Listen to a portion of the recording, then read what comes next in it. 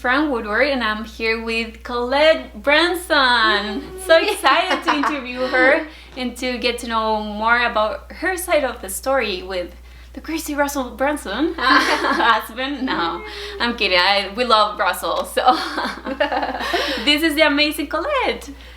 Here I am, ready to do this with you today. Thank you so much for saying yes to this interview. I Absolutely. really appreciate that. Yeah. So tell me, how did you meet Russell? Okay, so we met in October actually at a corn maze, and what a corn maze is like basically at Halloween time, all the farmers plow and make fun things, and so I met him, and it was with actually our apartments met, so our single apartments, and just a super fun, energetic group of people. So of course you're drawn to energy. Mm-hmm. And so from there we were just really, really good friends. And I don't know if you know this about me, but I am older than Russell. And so for me, I was like, yeah. Me too, champ. So I was like, I'm good. I don't need, it's just it was scary to think about marrying somebody that was just, 5.5 years younger. And so his roommates actually would ask me out on dates, and so I would say yes, and I'd go, and it was fine. But Russell's roommate and my roommate, we did a lot together, and so just kind of grew where Russell would talk about his goals and dreams and his future wife, and I was like, oh my gosh, this is like he's describing me. Oh, that's cool. And so, yeah, so from there we just kind of became closer friends. And January, so I think that corn maze was in October. Then January we had our first date, and I was a lot unsure. I was really nervous because I come from a broken home, and so to me commitment is a big deal.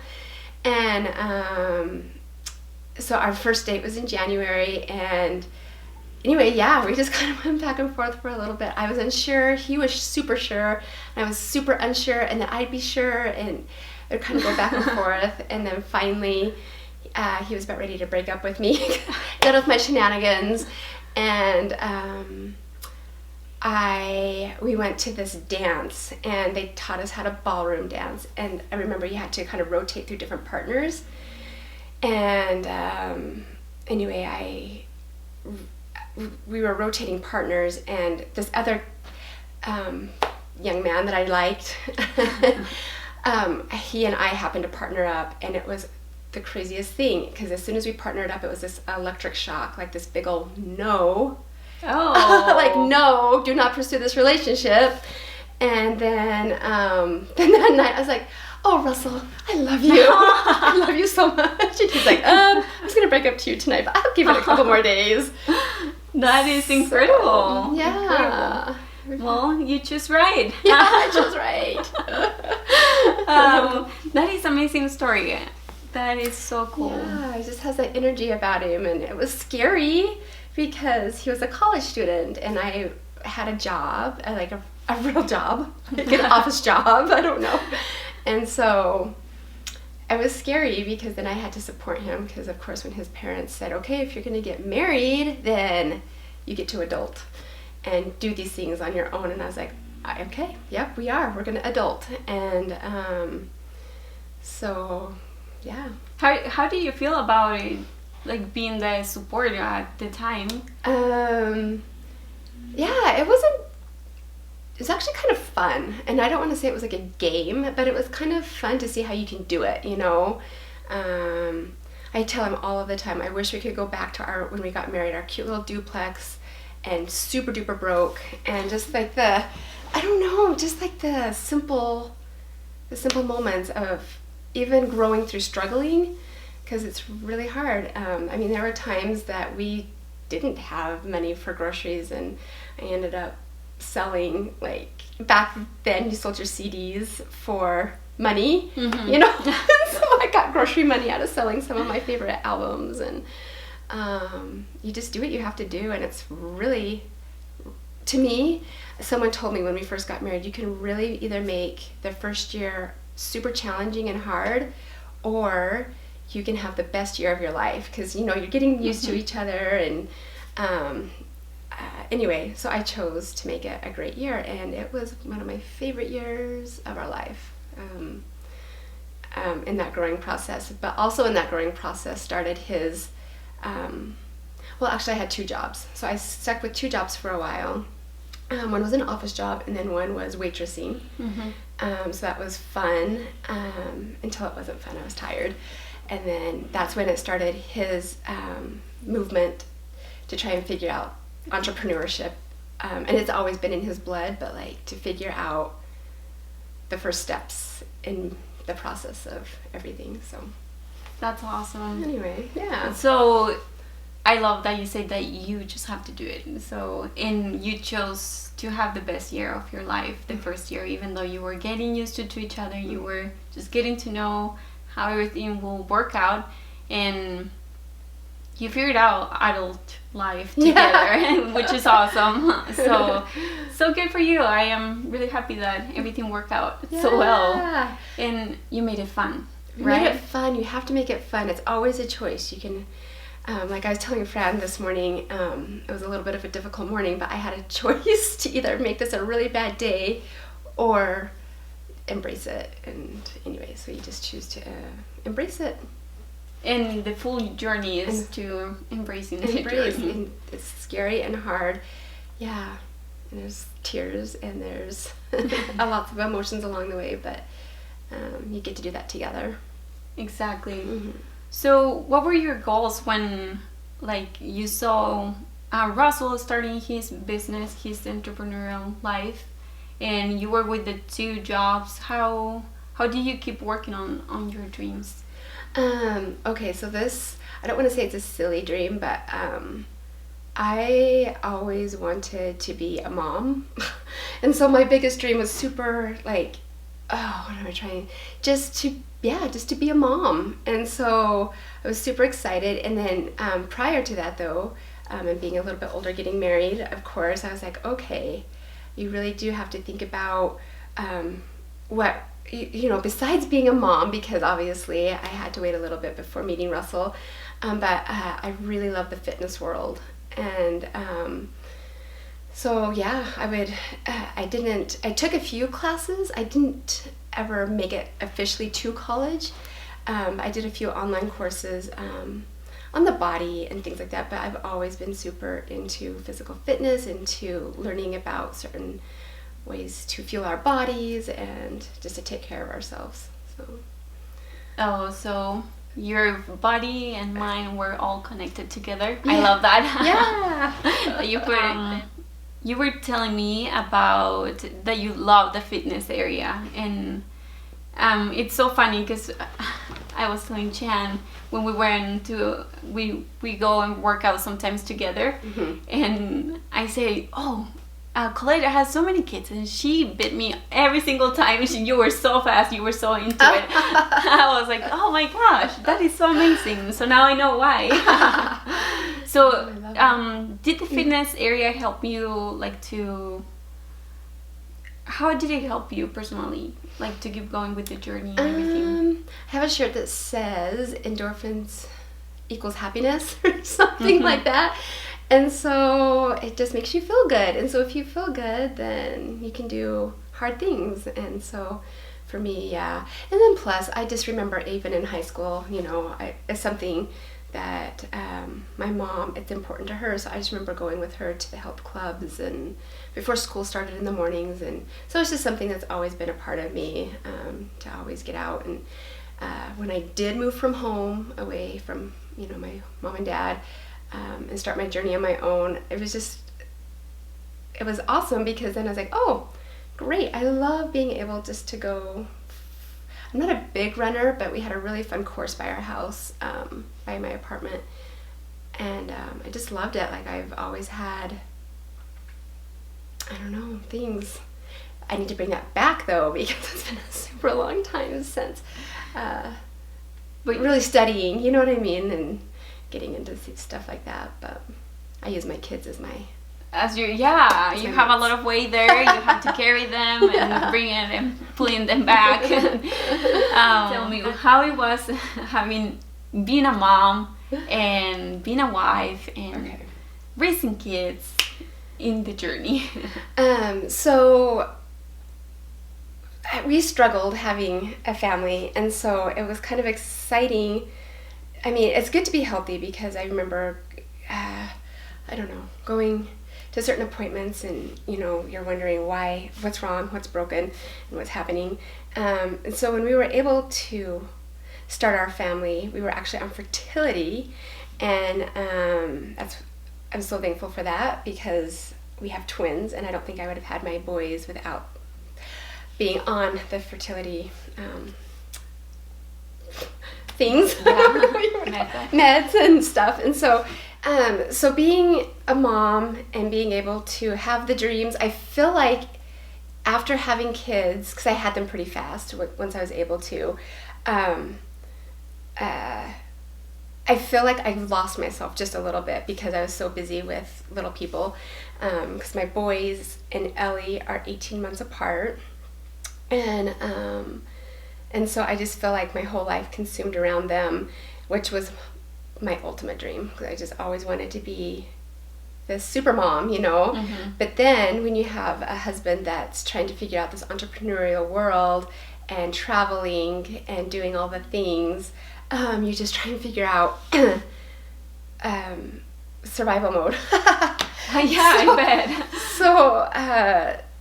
So being in the survival mode is fun. I mean, it's scary and fun and hard, and I don't know. I just kind of I didn't work out a lot until, oh gosh, how old was my daughter? I remember right before, I had Aiden, so we're up to 4 children now. And I got a personal trainer to help me get back into figuring out my personal, journey. Mm-hmm. And so that was really great. And being able to do that and have someone to keep me accountable, because having accountability partners is pretty amazing. And also what I wanted to say too is when Russell did travel a lot, I had a good friend of mine, her husband actually works in ClickFunnels community and has been with us since the beginning, but we had each other to help. And so I know like today is so amazing with all the podcasts that we get to listen to help like pursue our goals or the things that we have. But back 12 years ago, it's so long ago, it's so weird, just having a tribe of wonderful friends, women, just a tribe of ladies. And I know that we had each other, and a lot of times we'd even stay, when our husbands would be gone, we'd slumber together. Our families would slumber together. Does that sound funny? Yeah, that is so cool though. But just to endure it, I guess. Endure it all. And then, so I feel like dreams come through a lot of friends too, because then you have good support. You have a ton of support. I love that you said that when Russell, and I think I know who is the other friend. That sweet Amber. Yes, that they were helping you through the journey. And I feel like many people have the misunderstanding that the journey, you are lonely, Mm-hmm. but actually once that you have someone that actually understands it, you are never alone. You are always with someone that is helping you and pushing you through it. It could be your husband, or it could be a friend when your husband is not there in the place. Good friends. It could be podcasts. Just listen to things to keep you. Because I know I get a lot of questions from other women. Just how do you do it, and how do you stay positive? And it's so hard and it's so scary. And everybody has their very own journey of where you started. Because when we started, we had 0 children, and some people are starting with families, and you have nothing, and it's super scary and hard. but it's, to be able to have your own personal support group, or, you know, even if it's through podcasting, but just someone things to keep your mind in a positive area, because sometimes we could talk badly about our husbands, you know, and I do hear a lot of, sometimes you do hear, you know, when I take my daughter to preschool, you hear these wives just, oh my gosh, saying such horrible things about their husbands, and I'm like, you guys, like, yeah, life stinks and it's hard, and I totally get it, and I don't know what their story was, but I'm like, you can't throw your husband under the bus. You got to be on the same team, and if you're not on the same team, then you got to have a really long, hard talk. But you do, yeah, you do. You need to figure things together, and but yeah, always be supportive of each other and the journey, because it's hard when you have littles and your family's growing and things are happening, and anyway, so just remember family, friends, podcasting, I don't know, just positive things. Positive things you need to bring home, and you need to be a home that it's also full of positivism. Yeah, I love that you said being on the same line, being on the same page, and trying to figure both out, the way to be there where you want to be. And that's what I love about Collette and Carrie, where when I didn't say anything to Chan that day, but I was so scared and so freaked out that we were getting on this big program that, and we were like barely married, probably making, I don't know, not enough to pay the coaching for sure. And we were getting on debt, and then I have Collette and Carrie on my side and saying, like, it's gonna be fine. You have to just keep pushing it forward, and knowing what is your dream, knowing what actually things will work out as you work together. So I love that sometimes your husband are through this journey, but you have so many people right beside you that you cannot even imagine how much support you might have and how much positivism is around you. Yeah. So look for it and you will find it. Look for it. Because we have a lot of self-talk in our heads, and I'm not perfect. I had a lot of self-talk, and especially after having babies, and my body's out of shape and stretched out, like all these things. And Russell would travel, and he would see, you know, all of the fun things that they were doing, and so it's normal to have thoughts of, you know, a little bit of jealousy and things like that. But it's also really important to talk those things with your husband or your spouse or whoever you're supporting.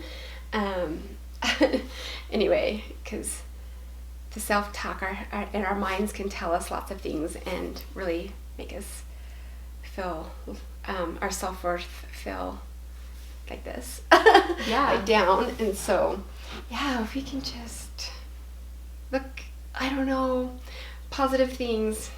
One of my favorite shows lately is The Greatest Showman, and there's a song on there about the tightrope, and anyway, it's so good. But it's just like, you don't know the uncertainty that this journey brings you, and we've been through it all. We've been to the lowest of lows, I mean, you know, and back and forth, and now here we are with this crazy amount of success. And I think this is funny, but like Russell had all of these different ideas. You know how entrepreneurial minds just are like going all of the time. I'm like, how in the world do you even think? I don't know, stop thinking for just a minute. But it would just be so cute, because he would come home and he would say, you know, whatever product it was or whatever big idea was next, this is all before ClickFunnels, he would say, this is it, this is the one, this is the one. And I'm like, I love you, honey. I love you so much. And so, anyway, because then it would be like this and then down, you know. And anyway, it's funny. It's always my joke with him. That is hilarious, actually. I think everyone do that. And I love that you brought the self-talk to yourself. Yeah. Because you're really good bringing yourself down. It's so easy. It's so easy to just go down and look at the wrong things are going on around you. It's really easy to pull yourself in a bad place. So communicate. Yeah, communicate. And look for things that are positive for you. I really love that. Surround yourself with good peeps. You want to sit with good people. Anyway. Good people always help. That is the key to success. Yeah, because if you do have friends, because I'm sure sometimes, and it's normal, friends are like, what in the world is your husband doing? What is he doing? Like, make him get a real job. And I'm like, I can't. Like, this is not, he's not made and molded for a real job. And so it's really hard because there are friends that are like really negative about your journey.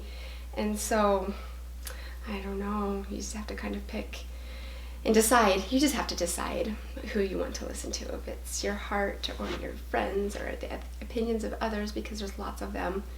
So you just have to pick your team, if it's with the journey with your significant other, and make that happen. But it's always not roses. Just remember that too. And it's, yeah. That is a good thing. We always see the success after. We don't see what happened all these 12 years that you said that you started through the journey. And you went through so many things that, one thing that you mentioned actually was infertility. You wanted to be a mom, and actually you went through Russell with that. Yeah. How was that dealing with everything? Oh gosh. Well, number one, I feel blessed because we were in a spot where we could afford it a little bit, because it's quite an expensive process. And so I felt blessed that we were able to move forward with the fertility program. And then it was hard too at the same time because it's a super emotional journey. And Russell was wrestling at Boise State at the time when we were going through the whole process. And I remember he was at the Pac-10 tournaments when I had to start, with some of the injections and stuff. And I remember thinking, oh my gosh, because it started with him in athletics, and just because he wasn't able to be there and hold my hand while I tried to start that little process. He was conditioning and doing all the things he needed to do. And so, but I feel like that kind of conditioned me too, that I can do hard things, and we both can do hard things, I don't know, and support each other and whatever the journey may bring. And then the other hard part about that was too, is when you want a family so badly, and then other family members are expecting, and then they're scared to tell you, which is heartbreaking. And I'm like, oh my gosh, please don't be scared to ever tell me. But just like things like that. So, you can do things. You can do it. You can do things alone, and you can do it.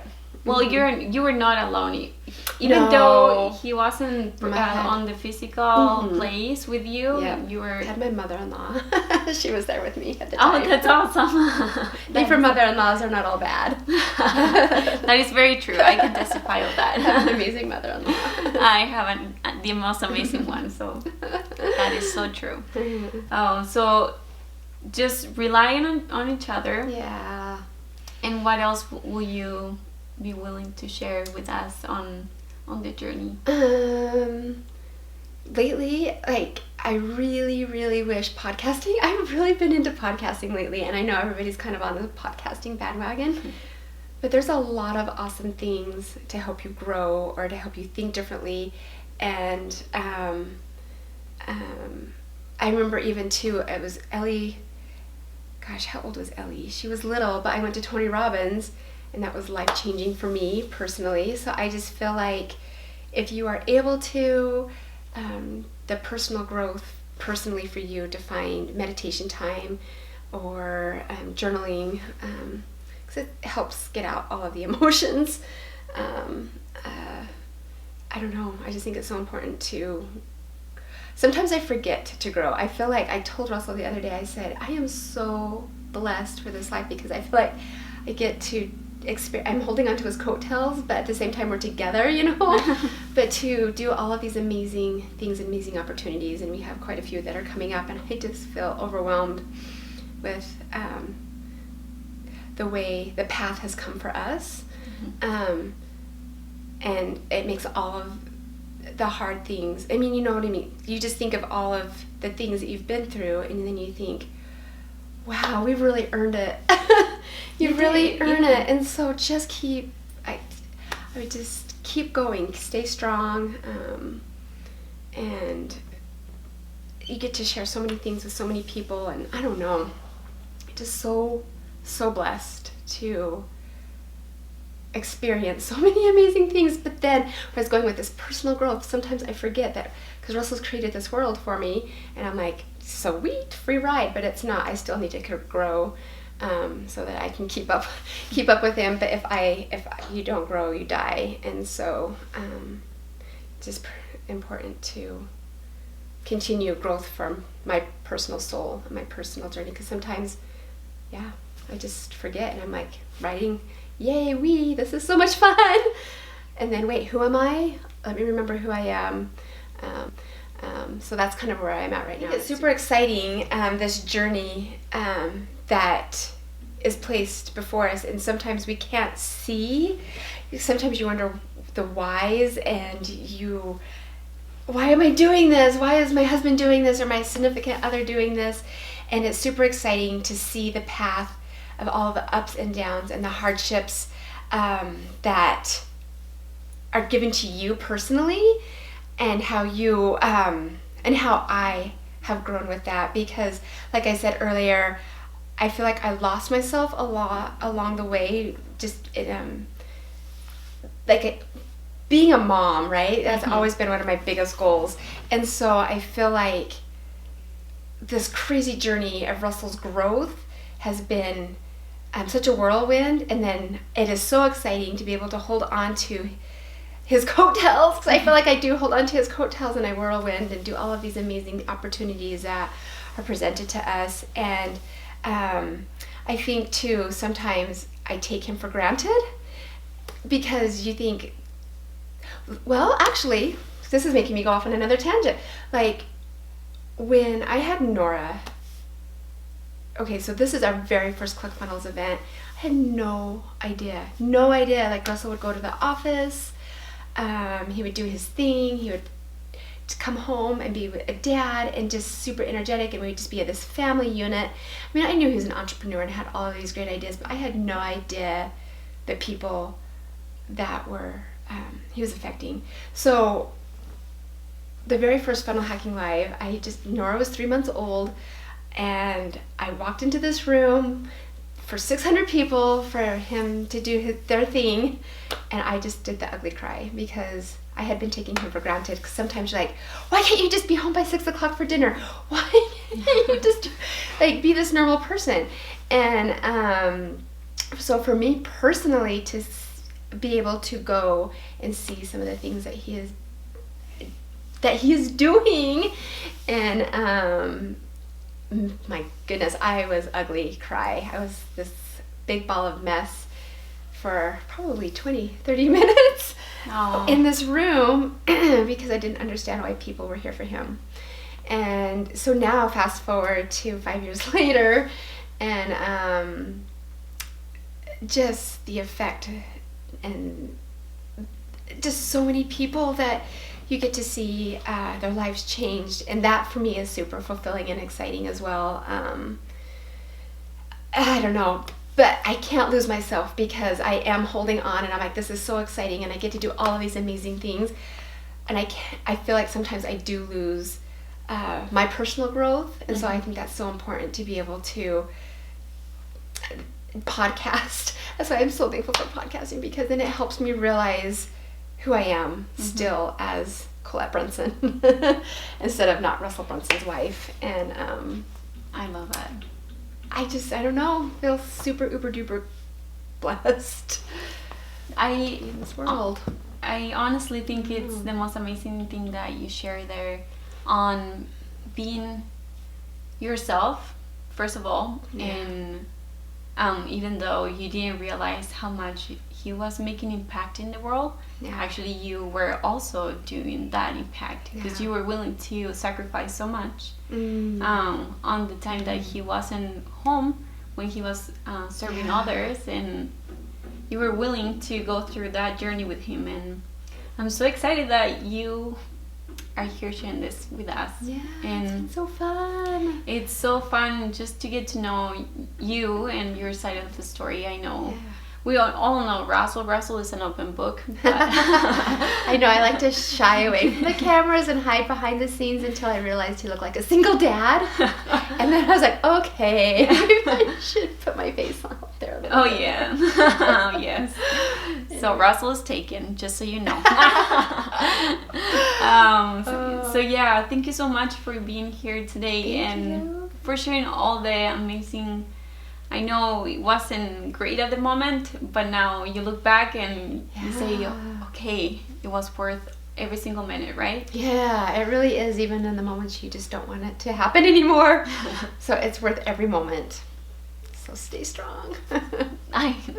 Stay strong. That's awesome. Thank you so much for sharing and for being willing to be here. Yeah.